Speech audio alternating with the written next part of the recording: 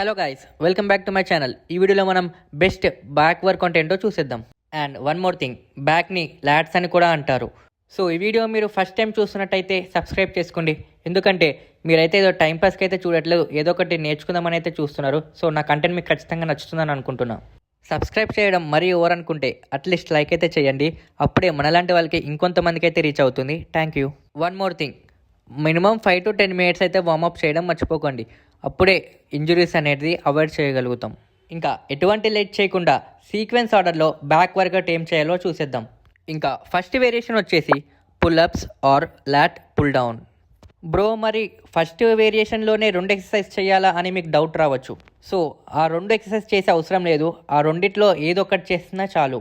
ఎందుకంటే ఏ ఎక్సర్సైజ్ చేసినా మజిల్కి మాత్రం సేమ్ ఎఫెక్ట్ పడుతుంది. చాలామంది పుల్అప్స్ అనేది వార్మప్ లాగా చేస్తారు. ఇది మెయిన్గా అవాయిడ్ చేయండి.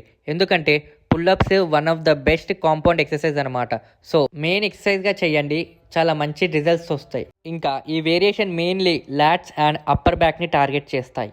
ఎందుకు ఇది ఫస్ట్ ఎక్సర్సైజ్గా చేయాలంటే ఇది vertical pull moment, energy fresh ఉన్న టైంలో చేయాలి. ఇంకా గ్రిప్ అనేది స్లైట్గా వైడ్లో పట్టుకోండి. ఇంకా పుల్ చేసేటప్పుడు బార్ అనేది చెస్ట్ దగ్గరికి రావాలి. సో ఈ వేరియేషన్ వచ్చేసి 4 sets చేయండి, 8 to 12 repetitions. Second variation barbell row. ఈ ఎక్సర్సైజ్ కూడా వన్ ఆఫ్ ద కంపౌండ్ మూమెంటే. దీని మెయిన్ టార్గెట్ వచ్చేసి middle back, lats, rear delts. Second వేరియేషన్గా ఎందుకు చేయాలంటే ఇది heavy horizontal pull. So overall back మాస్ని బిల్డ్ చేస్తుంది. ఈ వర్కౌట్ చేసేటప్పుడు బ్యాక్ అనేది స్ట్రేట్ పెట్టండి అండ్ బార్ మన నడుము దగ్గరికి రావాలి.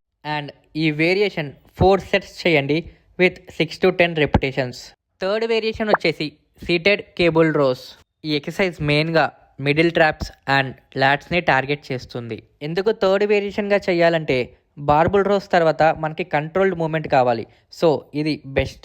ఈ ఎక్సర్సైజ్ చేసేటప్పుడు చెస్ట్ అనేది కొంచెం పైనకి పెట్టండి అండ్ ఎల్బోస్ని బ్యాక్ పుల్ చేయండి.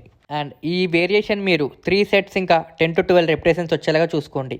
ఫోర్త్ వేరియేషన్ వచ్చేసి సింగిల్ ఆర్మ్ డంబుల్ రోస్. దీని main target LADS, lower LADS.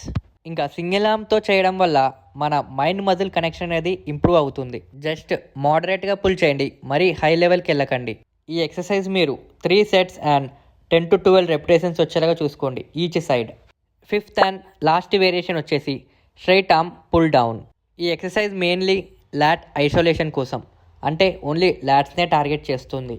ఎందుకు లాస్ట్లో చేయాలంటే ఐసోలేషన్ అనేది ఎప్పుడు మనం ఫినిషింగ్ మూమెంట్లోనే చేయాలి. ఇంకా ఈ ఎక్సర్సైజ్ చేయడం వల్ల మన లాట్స్ అనేది చాలా బాగా స్ట్రెచ్ అవుతాయి. ఎల్బో స్ట్రైట్ పెట్టండి, బెండ్ చేయకండి, లేకపోతే అది ట్రైసప్ వేరియేషన్ అయిపోతుంది. అండ్ ఈ వేరియేషన్ మీరు 3 sets అండ్ 12 to 15 repetitions చేయండి.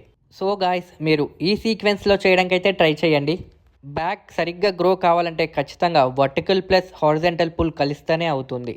ఈ వర్కౌట్ వీక్కి 2 times చేయండి అండ్ మిడిల్లో 2-3 days గ్యాప్ ఇవ్వండి. ఇంకా మీకు ఏమైనా డౌట్స్ ఉన్నా లేదా ఎటువంటి వర్కౌట్స్ కావాలన్నా కామెంట్ చేయండి. సో ఈ వీడియో మీకు నచ్చినట్టయితే డూ లైక్ అండ్ సబ్స్క్రైబ్. మళ్ళీ నెక్స్ట్ వీడియోలో కలుద్దాం. Bye, take care.